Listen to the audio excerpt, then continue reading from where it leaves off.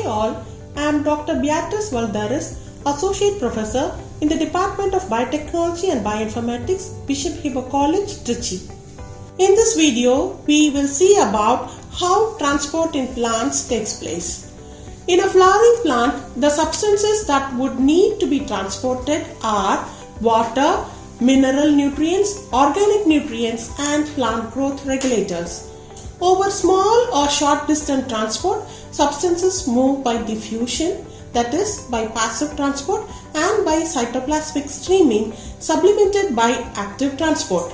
Transport over longer distances proceeds through the vascular system, that is by xylem and the phloem, and is called translocation.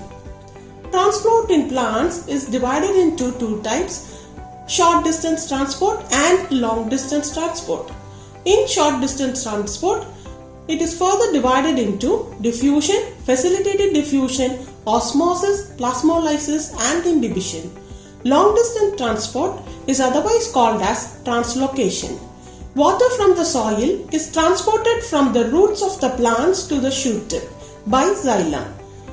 Food from the leaves are transported to the root system by phloem.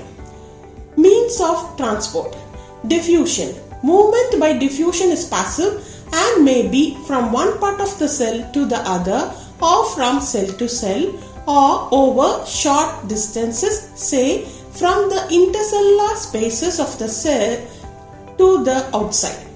No energy expenditure takes place. Facilitated diffusion. The diffusion of any substance across a membrane also depends on its solubility in lipids, the major constituent of the membrane. Substances soluble in lipids diffuse through the membrane faster. Substances that have a hydrophilic moiety find it difficult to pass through the membrane. Their movement has to be facilitated. Membrane proteins provide sites at which such molecules cross the membrane. This process is called facilitated diffusion. In facilitated diffusion, special proteins help move substances across membranes without the expenditure of ATP energy. The porins are proteins that form huge pores in the outer membranes of the plastids and mitochondria, allowing molecules up to the size of small proteins to pass through.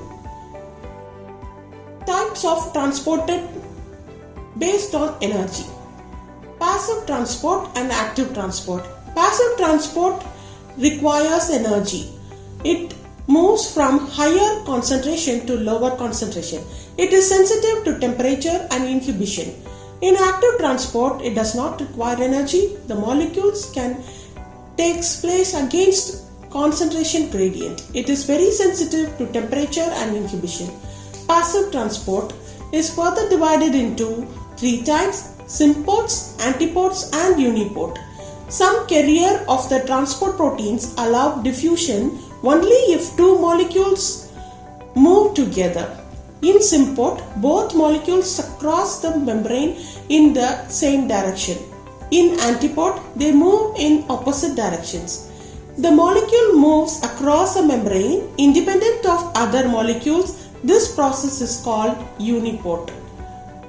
This picture explains about how molecules move in different directions. Active transport. Active transport uses energy to pump molecules against a concentration gradient. Active transport is carried out by membrane proteins. Hence, different proteins in the membrane play a major role in both active as well as passive transport. This picture explains how active transport is carried out.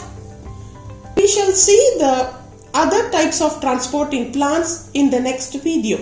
Thank you all.